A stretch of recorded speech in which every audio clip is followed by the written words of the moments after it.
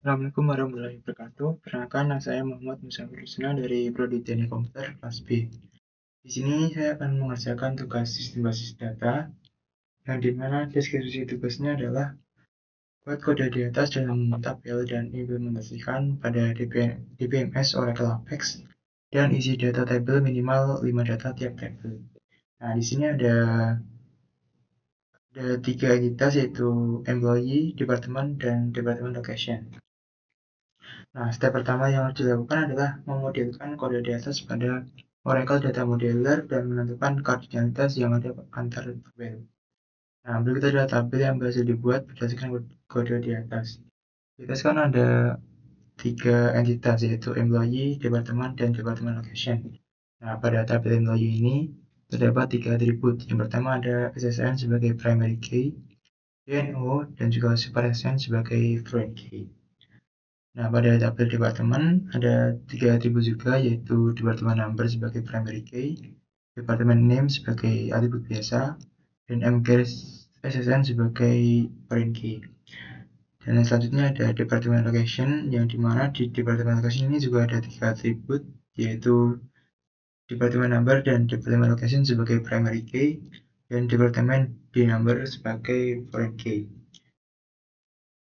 Nah, selanjutnya kita mencari kardinalitas yang ada pada tiap tabel. Yang pertama, ada departemen one to many ke employee, yang berarti satu departemen ini bisa memiliki banyak karyawan, dan setiap karyawan itu bekerja di satu departemen.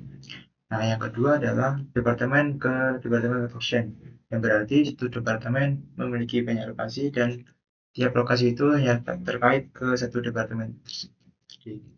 Terus yang ketiga ada departemen one to many ke employee. Nah, di sini ada manager dari atribut manager assistant tadi, yang berarti satu manajer bisa membina banyak karyawan dan satu karyawan bisa bekerja di bawah satu manajer. Nah, yang keempat ada employee one to many ke employee juga, yang dimana seorang karyawan bisa menjadi supervisor dari beberapa karyawan dan tiap karyawan memiliki satu supervisor. Nanti kan ada atribut super SSN. Nah, itu supervisor yang mengambil primary key, referensi primary key ke dirinya sendiri, yaitu ke tabel employee tadi. Nah, selanjutnya adalah setelah tabel beserta koordinatnya sudah dibuat, langkah selanjutnya adalah mengekspor file DDL pada data modeler untuk diupload ke Oracle Apex. Nah, jadi kita pergi ke menu file, setelah itu kita pergi ke DDL kayu nih yang saya kotakin pakai warna merah ini. Nah, selanjutnya setelah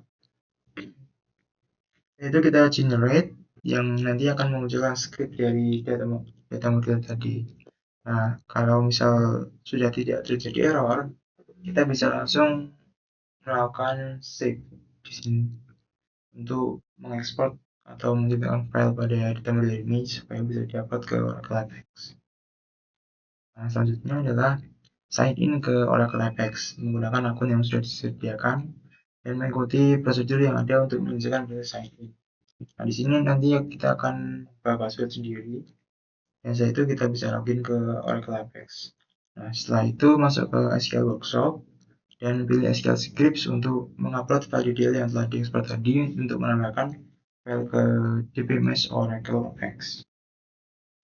Nah, setelah berhasil mengupload filenya, tadi kan dalam bentuk ke script ya. Nah, setelah itu kita run pada bagian di sini. Nah, setelah kita run dan tidak mengalami error, barulah kita bisa menambahkan data pada tiap kolom-kolom di step itu. Nah, sebelum mengisi data pada kolom, kita harus memastikan bahwa bagian di no label pada tiap tabel itu harus diatur dengan sedemikian rupa. Nah, di sini ada dua pilihannya yaitu not null dan null. Nah, not null ini adalah menandakan bahwa atribut itu harus memiliki sebuah value atau sebuah isi. Jadi atribut itu tidak bisa dikosongkan.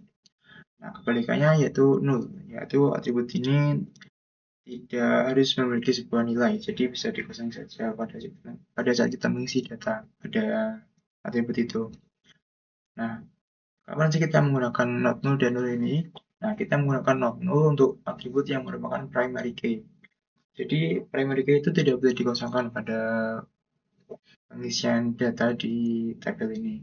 Nah, sedangkan untuk null itu atribut yang bukan merupakan primary key. Jadi, atribut seperti foreign key dan juga atribut biasa itu tuh tidak harus memiliki sebuah nilai.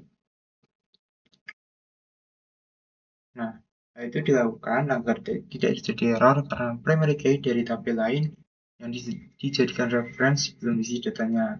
Karena pengisian data tidak bisa dilakukan secara bersamaan untuk tabel yang berbeda. Nah, bentuk errornya adalah seperti ini. Di sini kan ada error yang deskripsinya itu parent key not found. Nah, di sini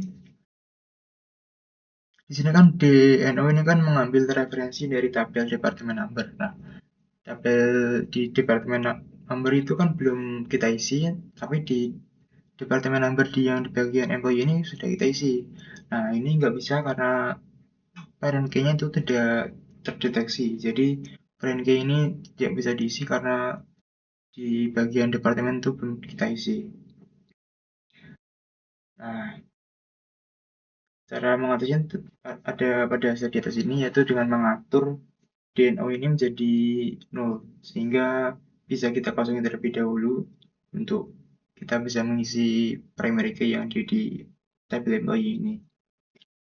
Nah, setelah itu kita isi semua data untuk atribut yang merupakan primary key terlebih dahulu, sehingga tidak terjadi error seperti yang ada pada gambar ini.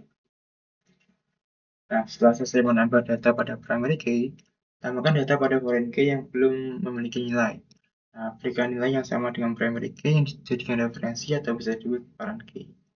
Nah, kita tambahkan 5 data sebagai minimum sesuai dengan deskripsi tugas.